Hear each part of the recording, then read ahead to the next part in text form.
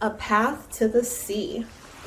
I loved the ocean. I loved swimming, canoeing, and walking along the shore. When I was old enough, my grandma Tala taught me how to surf, and I spent a lot of time trying to ride the waves. After paddling into the ocean, I would float on my board and wait. See? There's me and Pua, just chilling, waiting along. Then, right when the wave came along, I would pop right up and stand on my surfboard. See, there we are. He was a little scared at first, but then once he realized that he wasn't going to fall because, I'm a pro, he was fine with it. One day, as Pua and I were waiting for a wave, a sea turtle paddled towards us. He swam directly up to me and looked right at me. I watched as he floated beside me. "Hello," I said. There's something familiar about the sea turtle, but I couldn't figure out what it was. The sea turtle stayed with me and Pua, playing with us on the water all day long. Whenever I would surf, the turtle seemed to do the same thing right beside me. He even let Pua stand on his back. See, look, now he is a little bored too. "You like to surf too," I said, smiling at the sea turtle. "I think I'll call you Lolo." For many days, whenever Pua and I went into the ocean, Lolo found us, and we went swimming. See, there we are. And then we would play in the waves and surf. One day, I stayed on the shore until dark to watch the ocean sparkle in the moonlight. See, as it shines on the sea, it's like it's calling me.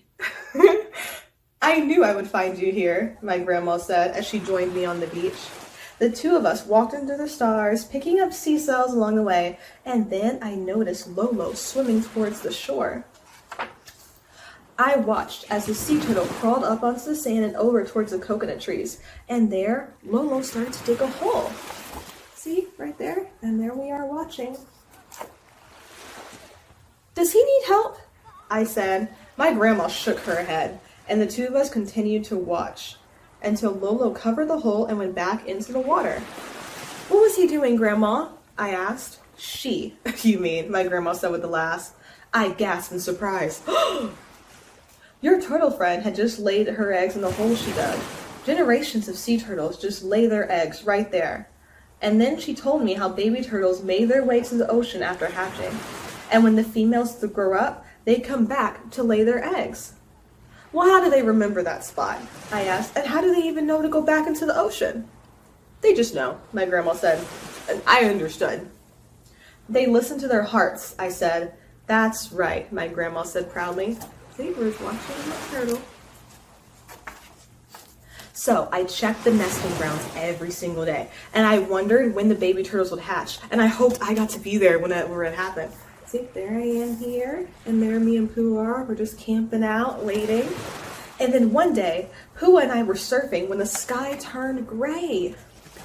We quickly paddled to the shore, and as the rain poured down, we raced back to the village. When we got home, we watched the trees bend and sway, and we listened to the music of the raindrops. Soon after the storm was over, the sun came out, and I grabbed my surfboard and hurried back to the ocean. When I got there, I couldn't believe my eyes. The storm had knocked a coconut tree right on top of the nesting grounds. Luckily, the eggs were safely buried under the ground. But what if the baby sea turtles hatch? They could be trapped.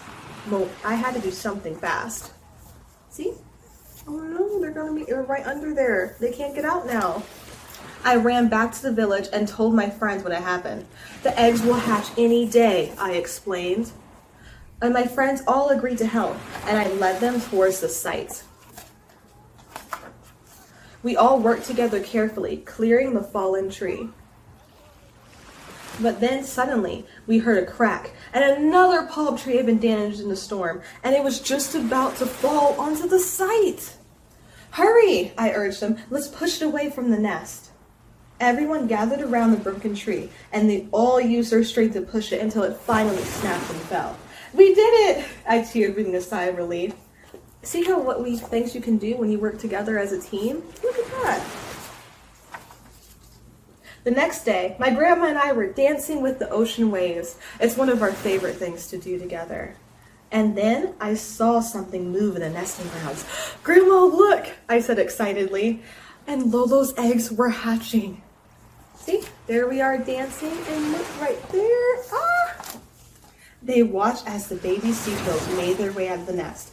When a seabird swooped in and tried to capture the baby, I waved my arms and Pua chased the birds away. And me and my friends protected the newborns, determined to see that each and every one made it safe into the water.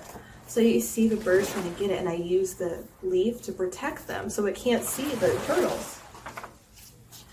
Later that day, Pua and I went surfing, and Lolo and her little sea turtles swarmed around us, paddling and playing together. I smiled. It felt great knowing that I had helped Lolo's sea turtles, and there's no better way to celebrate them than enjoying the ocean together. See? We're all friends in the ocean. Did you like that story? I really hope so.